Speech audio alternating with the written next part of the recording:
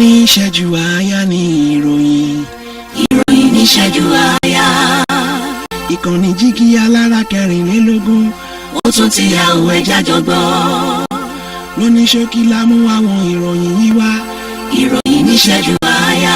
Ẹ kú ojúmọ́ o, ẹ sì kú dédé àsìkò yìí. Ìròyìn ní ìṣẹ́jú àáyá la mú wá sétí ìgbọ̀nyìn láti ìkànnì jígí alára. Orúkọ tèmi Agnes Olúwatósìn. Àwọn olùgbé ìpínlẹ̀ Èkó kan ti sọ pé àwọn ohun èlò oúnjẹ tí wọ́n ń tà ní ọjà ìdínwó tí ìjọba ìpínlẹ̀ Èkó gbé jáde láìpẹ́ yìí wọ́n gan-an ju iye tí ó jẹ́ ní ọjà lọ. Olùwádìí àkànṣe ti ààrẹ Bọ́lá Ahmed Tinubu Jim Obaze ti béèrè fún bílíọ̀nù 2 náírà látọwọ́ gómìnà báǹkì àpapọ̀ fún ṣíṣe ìwádìí àyẹ̀wò ààbò, sísọ nípa àwọn ohun tí ó ṣókùnkùn, ṣíṣe àmójútó àwọn ilé ìtura àti gbígba ọkọ̀. Àwọn òṣìṣẹ́ ilé ìfowópamọ́ báǹkì àpapọ̀ náà sì ti bẹ̀rẹ̀ àníyàn lórí èyí. Mínísítà àgbà fún ìdàgbàsókè eré ìdárayá aṣòfin John Owon ti rọ ikọ̀ agbábọ́ọ̀lù obìnrin U20 lórílẹ̀‐èdè Nàìjíríà Falconet láti jáwé olúborí ju ikọ̀ agbábọ́ọ̀lù Ghana lọ kí wọ́n sì gbèjà àmì ẹ̀yẹ wọn níbi àṣekágbá ìdíje àwọn obìnrin ní ìlú Accra lórílẹ̀‐èdè Ghana. Látàrí ìpànìyàn àwọn òṣìṣẹ́ ológun tó wáyé láìpẹ́ yìí ní àwùjọ Opama ìpínlẹ̀ Delta, ìgbìmọ̀ ọ̀dọ́ ìjọ ti fi ẹ̀sùn kan àwọn ológun pé wọ́n ṣe ìkọlù sí ìgbómọ̀tòrò èkejì ní ìdílé Boma Ibe ti ìpínlẹ̀ Bayelsa ní kùtùkùtù ọjọ́ àìkú Sunday ọjọ́ 17 oṣù kẹta ọdún 2024. Wọ́n sì pa àwọn 40 ènìyàn. Lọ́jọ́ ìṣẹ́gun, àwọn jàǹdùkú kan ti kó àwọn akọ̀ròyìn kan ní ìpàpamọ́ra láàrin ilé ẹjọ́ gíga àpapọ̀ ní Òṣogbo ní ìpínlẹ̀ Ọ̀ṣun.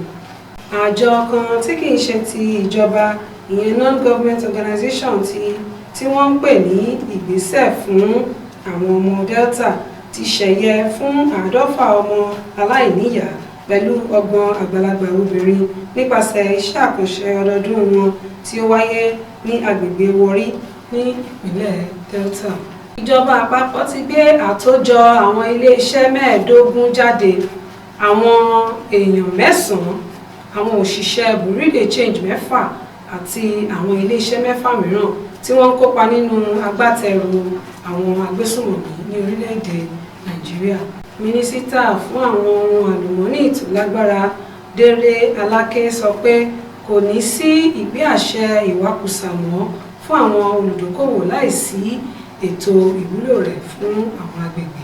Lẹ́yìn ìdàrúdàpọ̀ okùn abẹ́ òkun lọ́jọ́bọ̀, ẹgbẹ́ Baobab tí ń ṣe ara ilé-iṣẹ́ MTN ti kéde àṣeyọrí ìmúpadàbọ̀sípò àwọn iṣẹ́ wọn. Gómìnà ìpínlẹ̀ Nasarawa Abdullahi Sule ti pín palliative fún àwọn akẹ́kọ̀ọ́ jákèjádò onírúurú ilé ẹ̀kọ́ ní ìpínlẹ̀ náà. Àwọn akẹ́kọ̀ọ́ ilé ẹ̀kọ́ LGA tó wà lágbègbè Kọ́kán ní ìjọba ìbílẹ̀ Asa ìpínlẹ̀ Kwara ń jókòó sí ilẹ̀ lábẹ́ igi láti kàwé. Àwọn òbí, alágbàtọ́ àti olùkọ́ ilé ẹ̀kọ́ náà ń rawọ́ ẹ̀bẹ̀ sí ìjọba fún àtúnṣe ilé ẹ̀kọ́ náà. Akẹ́kọ̀ọ́ Kwásùn 6 kan rí ẹ̀wọ̀n he ní ìlú Ìlọrin látàrí ẹ̀sùn ṣíṣe yahoo tí wọ́n jẹ̀bi ẹ̀. Èèyàn 14 kú, àwọn 37 farapa níbi ìjàmbá ọkọ̀ akẹ́rù kan tó ṣubú ní ojú ọ̀nà àjà ilẹ̀ kan ní àríwá China ìpínlẹ̀ náà. Ilé ìgbìmọ̀ aṣòfin ní ọjọ́ ìṣẹ́gun ti pàṣẹ fún àwọn ìgbìmọ̀ lórí àwọn ọmọ ogun ilẹ̀, àwọn ọmọ ogun ojú omi àti àwọn ọmọ ogun ojú òfurufú láti ṣàsọyépọ̀ pẹ̀lú àwọn ológun fún ìwádìí tó péye lórí àwọn tó ṣokùnfà dídẹ̀mí àwọn òṣìṣẹ́ ológun 17 orílẹ̀-èdè Nàìjíríà légbodò ní agbègbè Opoma ìjọba ìbílẹ̀ Bomadi ní ìpínlẹ̀ Delta. Àwọn ọmọ ilé ìgbìmọ̀ aṣòfin kan ní gúúsù ìlà oòrùn tí Ọ̀nàrẹ́bù Ikenga Ugochinyere ń darí ti pe ààrẹ Bọ́lá Ahmed Tinubu láti tọ́ka àwọn ẹ̀ka tó yẹ nínú òfin tí yóò dáwọ́ ìgbẹ́jọ́ olórí àwọn ará Biafra Nnamdi Kanu dúró. Ilé ìgbìmọ̀ aṣòfin ti gba ìwé kíkà kejì òfin láti pèsè ìsinmi oṣù 5 tí wọ́n dábàá fún àwọn opó lọ́kùnrin tàbí lóbìnrin láti ṣọ̀fọ̀ ẹni wọn tó kú. Àwọn ọmọ ogun orílẹ̀-èdè Nàìjíríà ti ṣe àgbéyẹ̀wò ibi ìpamọ́ àwọn agbésùnmọ̀mí ní ìpínlẹ̀ Niger, wọ́n sì bà àwọn ìpìlẹ̀ ohun èlò wọn jẹ́.